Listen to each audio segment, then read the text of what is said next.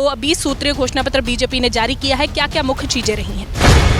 समग्रता से परिपूर्ण है। इसमें 36 कौम बिरादरी से लेके हरियाणा की भौगोलिक चीज़ों को भी समाहित किया है। 2019 में भी सेम ऐसा ही संकल्प पत्र जारी किया गया था। अगर उससे कंपैरिजन करें, क्या वही चीज़ें कुछ जो है वो रिपीट में आई हैं और कुछ को बढ़ा दिया गया है? जो आंकड़ा है, जो लगभग जो आंकड़ा है 187, इस तरीके के संकल्प पिछली बार हुए थे, लगभग वो पूर्णता की ओर हैं। कांग्रेस ने भी अभी तक 7 सूत्रीय अपना जो संकल्प पत्र है, घोषणा पत्र है, वो जारी किया है। क्या आपको लगता है उसमें थोड़ा बहुत ही हेरफेर है? 2 लाख नौकरियों की बात आप कर रहे हैं, 2 लाख नौकरियों की बात वो कर रहे हैं, वो 2000 रुपये महिलाओं को देने की बात कर रहे हैं, 2100 रुपया आप कर रहे हैं, 500 में वो सिलेंडर देने को तैयार है। आपकी तो सरकार थी 10 साल रही है, फिर 500 रुपये में सिलेंडर क्यों नहीं दे पाए? यदि ये सवाल होगा तो मेरा सवाल कांग्रेस के लोगों से है कि उनको अवसर राज का ज़्यादा मिला, फिर बीजेपी ये क्यों करती है? यदि आप रोजगार का आंकड़ा देखेंगे तो वो 25,000 लगाते हैं, हम 1,40,000 लगा चुके हैं। पिछला संकल्प पत्र आपने कहा कि कुछ वादे उसमें से रह गए हैं जो अब आगे पूरे होंगे। क्या इसी तरह से इसका भी कोई ब्लूप्रिंट तैयार किया गया है कि जो अब संकल्प पत्र है वो 5 साल पूरे होने तक पूरा होगा, या शुरुआत से पहली कलम से जब कैबिनेट आएगी तब से शुरू हो जाएगा? किया है उसको ठीक से पढ़ेंगे तो उसमें कमिटमेंट है कि मंत्रिमंडल के गठन के तुरंत बाद इन चीज़ों को अमल में लाएंगे। हरियाणा विधानसभा चुनावों के मद्देनजर आज बीजेपी ने भी अपना संकल्प पत्र जारी कर दिया है। बातचीत कर लेते हैं हमारे साथ भाजपा नेता सतीश पूनिया जी हैं। साथ ही साथ आपको ये भी बताएं कि राजस्थान से भी पूर्व विधायक रहे हैं और इनको हरियाणा के चुनावों की भी जिम्मेदारी दी गई है।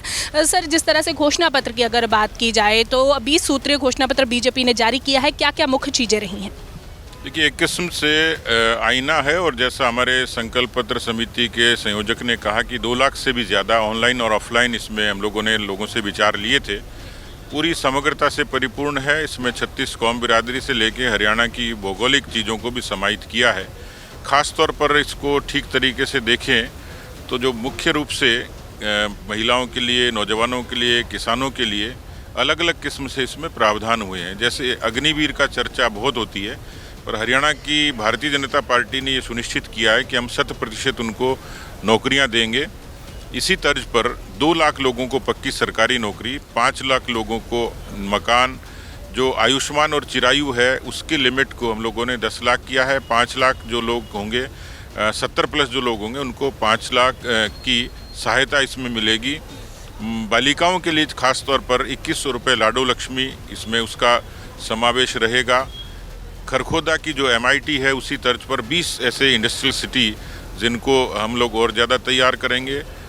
निजी तौर पर भी कंपनियों को और बाकी उपक्रमों को प्रोत्साहित करके 5 लाख नौजवानों को उसमें रोजगार के अच्छे अवसर मिलें। स्टाइपेंड की उसमें व्यवस्था रहेगी। तो कुल मिलाकर आवास से लेकर, इलाज से लेकर और रोजगार से लेकर इसमें सबको समाहित किया, जिसका आज राष्ट्रीय अध्यक्ष JP नड्डा जी ने उसको शुभारंभ किया है।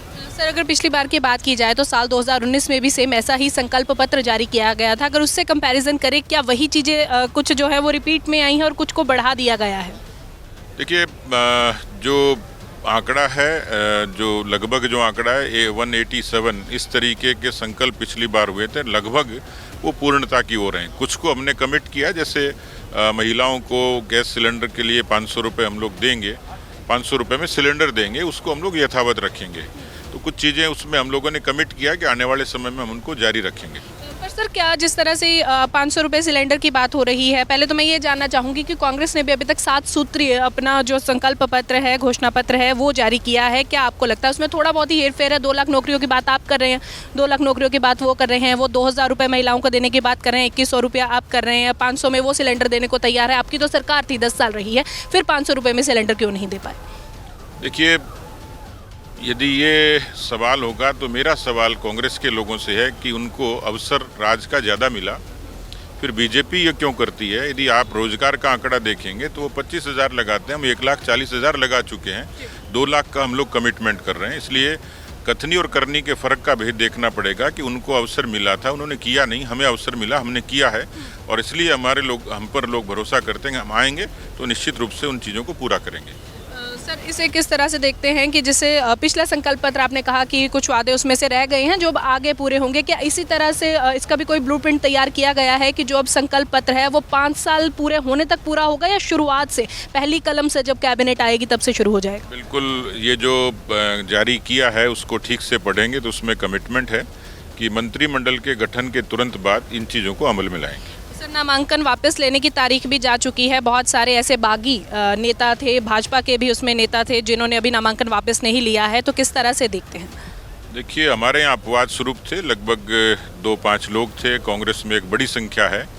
हमने उसको ठीक किया, बहुत लोगों ने विड्रॉ किया और विड्रॉल के बाद भी रिटायरमेंट की भी एक गुंजाइश रहती है। दूसरा, जो इस तरीके के एक्सेप्शनल केसेज हैं उनके साथ जो लोग काम करते हैं, कार्यकर्ता करते हैं, धीरे धीरे वो कार्यकर्ता विड्रॉ होकर पार्टी के उम्मीदवार के साथ लगे हैं। तो मोटे तौर पर मैं कह सकता हूं कि 95% हमने उस पर सफलता पाई है। सर हालांकि देखा जाए तो नायब सैनी की अगुवाई में कहा गया था कि ये चुनाव होंगे और मुख्यमंत्री वही रहेंगे, पर कहीं ना कहीं अनिल विज अपनी सीनियरिटी के बारे में बताते हैं, वो भी सीएम पद पर दावा ठोकते हैं और राविंदर जीत आपके साथ आज स्टेज पर मौजूद थे, उनकी भी तरफ से कभी ना कभी ये सीएम वाली बात आ जाती है। तो आपको नहीं लगता है कि लोग जो हैं वो भी चाहते हैं कि सीनियर जो नेता है उसको मौका मिले? देखिए, मैं इसमें एक सकारात्मकता देखता हूं कि इसका मतलब बीजेपी की सरकार आ रही है। मैं इतना ही कहूँगा इस पर। बहुत बहुत शुक्रिया सर बात करने के लिए। तो ये थे हमारे साथ बीजेपी नेता सतीश पूनिया, जिन्होंने बातचीत की, संकल्प पत्र के बारे में बताया और ये भी बताया कि आखिरकार अगर बागी पार्टी में हैं तो उन्हें किस तरह से वापस लाया जा रहा है, और सीएम पद के बारे में भी इन्होंने बातचीत की है। वीडियो जर्नलिस्ट गुर साहिब के साथ लिविंग इंडिया के लिए रोहतक से हरसिमरत।